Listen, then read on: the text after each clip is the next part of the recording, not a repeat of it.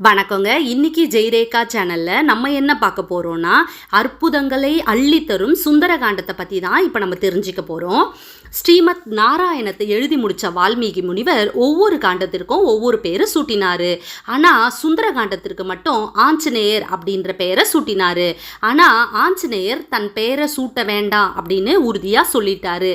ஏன்னா ஆஞ்சநேயர் அவ்வளவு தன்னடக்கமானவர். வால்மீகி முனிவர் ஆஞ்சநேயரை போன்று சமயோசித புத்தி கூர்மையால, சரி வாயுபுத்ரா, இந்த காண்டத்துக்கு சுந்தரகாண்டம் அப்படின்னு நான் பேர் வைக்கிறேன் அப்படின்னு சொல்லிட்டாரு. ஆஞ்சநேயரும் ஆஹா அருமையா இருக்கு இந்த பேரு அப்படின்னு சொல்லி பாராட்டிட்டு, இது நம்மளோட பேர் இல்லையே அப்படின்னு போயிட்டாரு. வெகு காலம் ஆனதால அனுமனுக்கு தன் அன்னையை பார்க்க ஆசை வரவே அஞ்சனா தேவியை காண போனாரு. தன் மகன் அனுமனின் வரவால் மகிழ்ச்சி அடைந்த அஞ்சனை, வா சுந்தரா வா, நீ நலமா இருக்கிறியா அப்படின்னு கேட்டாரு. உடனே அனுமானுக்கு தூக்கி வாரி போட்டுது. தாயே, தாங்கள் என்ன சொன்னீங்க அப்படின்னு. அதற்கு சுந்தரா, அதுதானே உன் பால பருவ பெயர், நீ தான் மறந்துட்ட அனுமான் அப்படின்னு சொல்றா. உடனே அப்போதுதான் அனுமானுக்கு புரிஞ்சது, பலே பலே, தன் பெயரை வால்மீகி தனக்கே தெரியாமல் வைத்து விட்டார் என்று. இப்போ நமக்கு எல்லாரும் தெரிஞ்சிடும் அனுமனோட பேரை தான் சுந்தரகாண்டம் அப்படின்னு வால்மீகி வச்சுட்டாருன்னு. இப்போ சுந்தரகாண்டம் படிப்பதால் ஏற்படும் அளவில்லாத நன்மைகளெல்லாம் பார்க்கலாங்க. ஒரே நாளில் சுந்தரகாண்டம் முழுவதையும் படிப்பதன் பெருமையை 1000 நாக்குகள் படைத்த ஆதிசேஷனால் கூட விவரிக்க முடியாது அப்படின்னு உமா சம்ஹிதையில் பரமேஸ்வரனே கூறியிருக்காரு. சுந்தரகாண்டத்தில் இருக்க ஒவ்வொரு சர்க்கமும் மாபெரும் மந்திர சக்திகளுக்கு இணையானது அப்படின்னு ஆன்மீக பெரியோர்கள் எல்லாருமே சொல்லியிருக்காங்க. சுந்தரகாண்டத்தை நம்ம எந்த அளவுக்கு படிக்கிறோமோ அந்த அளவுக்கு பகவானை நெருங்குகிறோம் அப்படின்னு ஒரு அர்த்தம் இருக்குங்க.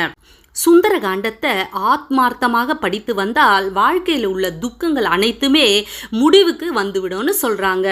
சுந்தரகாண்டத்தை வாசிச்சோன்னா வாழ்வு வளம் பெறும், கஷ்டங்கள் தொலைந்து போகும்.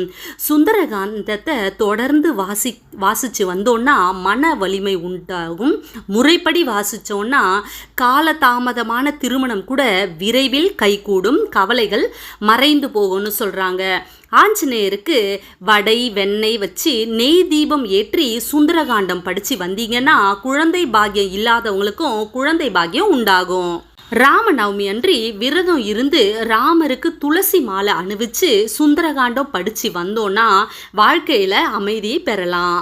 ராமனோட மறுபடியும் வாழ முடியும் அப்படின்ற நம்பிக்கையை சீதைக்கு கொடுத்ததே சுந்தரகாண்டம் தான்.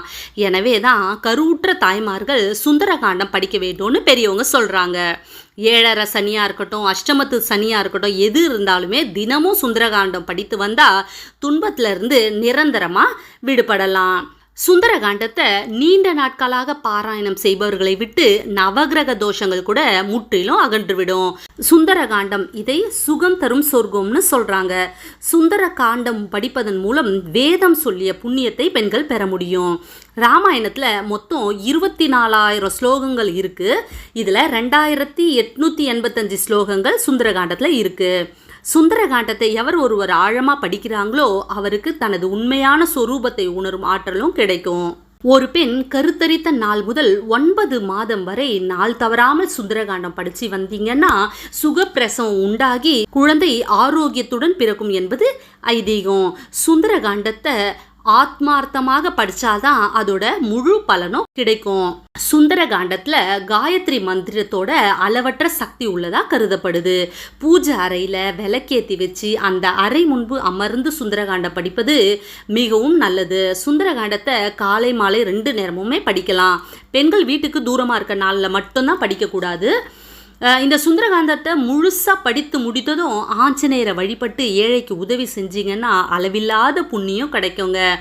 வசதி படைச்சவங்க இந்த சுந்தரகாண்டத்தோட புத்தகத்தை ஒரு 11 பிரதி வாங்கி 11 பேருக்கு படிக்க கொடுத்தீங்கன்னா யாகம் செய்ததற்கான பலன்கள் கிடைக்குங்க.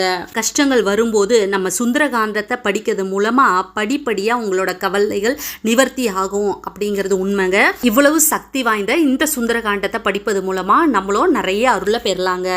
ஓகேங்க, உங்களுக்கு இந்த வீடியோ பிடிச்சிருக்கோம் நம்புகிறேன். இன்னொரு வீடியோவில் நான் உங்களை மீட் பண்ணுறேன். மறக்காமல் லைக் பண்ணுங்கள், ஷேர் பண்ணுங்கள், சப்ஸ்கிரைப் பண்ணுங்கள், பக்கத்தில் இருக்க பெல் ஐக்கானை கிளிக் பண்ணுங்கள். பாய்.